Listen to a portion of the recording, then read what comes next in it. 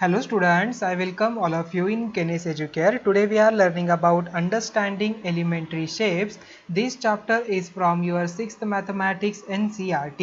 तो स्टूडेंट्स आज हमारा 4th लेक्चर है। अब तक हमने एंगल के टाइप्स में एक्यूट एंगल क्या होता है, राइट एंगल क्या होता है, स्ट्रेट एंगल किसे कहेंगे, रिफ्लेक्स एंगल किसे कहेंगे, कंप्लीट एंगल किसे कहेंगे, ये कंसेप्ट हमने लर्न किया था। ओके, तो आज हम देखेंगे मेजरिंग एंगल्स। अभी जो एंगल है उसे मेजर कैसे किया जाता है। अब तक हमने लेंथ का मेजरमेंट देखा था, लेंथ को कैसे मेजरमेंट किया जाता है, जो भी लाइन हमने ड्रॉ की है उसकी लेंथ यहाँ पर कैसे मेजर की जाती है with the help of scale से।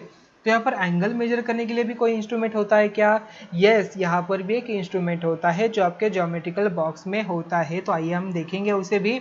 सो टू इम्प्रोवाइज, देखिए यहाँ पर right angle tester we made is helpful to compare angles with the right angle. We were able to classify the angles as acute, obtuse or reflex. But this does not give a precise comparison. It cannot find which one among the two obtuse angle is greater. So, in order to be more precise in comparison, we need to measure the angles. We can do it with the protractor. उसका नाम क्या है? Protractor. आपके compass box में ऐसा instrument होगा half circle वाला, उसका नाम क्या है? Protractor. The measure of angle we call our measures degree measure. जैसे हम यहाँ पर सेंटीमीटर मीटर लिखते थे, वहाँ पर एंगल के लिए डिग्री यूज किया जाता है। One complete revolution is divided into 360 parts. Okay, हमने क्या किया था? देखिए 1 सेंटीमीटर के यहाँ पर 10 पार्ट्स किए थे। 1 पार्ट्स को हम कहते थे 1 मिलीमीटर्स। वैसे ही यहाँ पर जो कंप्लीट रिवोल्यूशन है, देखिए यहाँ पर कंप्लीट रिवोल्यूशन हमने इसे क्या किया? 360 पार्ट्स में डिवाइड किया। ओके, तो यहाँ पर इसका एक पार्ट्स क्या कहलाएगा? 1 डिग्री कहलाएगा। Okay, so think, discuss and write how many degrees are there in half of a revolution in a one right angle in a one straight line. अभी हमने देखा था कि उसमें स्ट्रेट लाइन में होता है 180 डिग्री, कंप्लीट में 360 डिग्री एंड यहाँ पर राइट में 90 डिग्री बनेगा। ओके, सो यहाँ पर बीच में एक राइट एंगल, इन दोनों में से भी कोई नहीं, यहाँ पर 90 डिग्री बनता है राइट एंगल। ओके, तो स्टूडेंट्स देखिए, cut out a circular shapes using a bangle और take a circular sheet of about the same size, fold it twice to get a shape as shown. जैसे आपने यहाँ पर दिख रहा है, आपको ऐसे शेप्स बनाने हैं। This is called quadrant. एक को हम क्या कहते हैं? क्वाड्रेंट कहते हैं। Open it out, you will find a semicircle with a fold in the middle.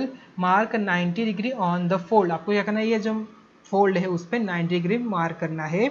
इसे हम कहते हैं राइट एंगल। 90 डिग्री का मेजर मतलब राइट एंगल होता है। Fold the semi circle to reach the quadrant.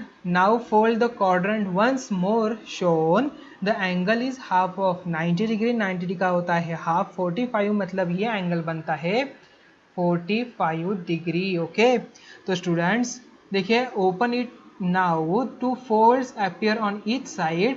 What is the angle up to the first line? यहाँ पर क्या हो जाएगा? ये तो ये 90 प्लस 45, यहाँ पर तक 90 है, अगेन 45, तो ये बनता है complete, it's a 135 degree. So fold the paper again 45 degree, half of the quadrant. Now make half of this. The first fold to the left of the baseline now is the half of 45 degree, मतलब 22 and half degree. So the angle on the left of 135 degree would be 157 and half degree यहाँ पर बन जाएगा। So you have got a ready device to measure angles. This is an approximate protractor. इसे हम क्या कहते हैं? approximate protractor कहते हैं। यहाँ पर देखिए 22 and half, 45 degree, 90 degree, 135 degree, 157 degree यहाँ पर मिल रहा है।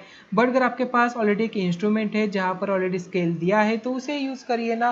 देखिए जस्ट आपको ये क्या करना है? प्रैक्टिस के लिए इसे बनाना है। ओके, सो यहाँ पर जो इंस्ट्रूमेंट है उसका नाम है protractor. You can find a ready-made protractor in your instrument box.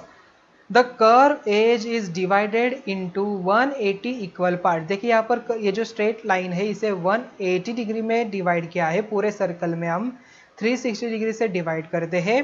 So each part is equal to a degree. The marking start from 0 degree on the right side and ends up to 180 degree on the left side. 0 से 180 degree on the left side and vice versa, मतलब यहाँ से 0 again यहाँ पर 180 degree. Suppose you want to measure an angle A B C, हमें यहाँ पर A B C angle major करना है। आपको क्या करना है, ये जो इसका सेंटर पॉइंट है इसे रखना है बी के ऊपर, 0 लाइन वाली मैच करिए एंड ए बी यहाँ पर कहाँ पर आ रही है ये वाली, इसे काउंट करिए। अभी आपको स्केल कौन सी लेनी है, तो आप देखिए यहाँ पर बी सी हमारी स्टार्टिंग इनिशियल रे है यहाँ पर, या अनदर रे यहाँ पर है, करेक्ट। सो ये मूविंग वाली, तो यहाँ पर मूविंग वाली कहाँ पर आ रही है, उसे 0 से स्टार्ट करके मेजर करना है। So place the protractor so that the midpoint M in the figure of its straight edges lies on the vertex beyond the angle. Adjust the protractor so that segment BC is along the straight edge of the protractor.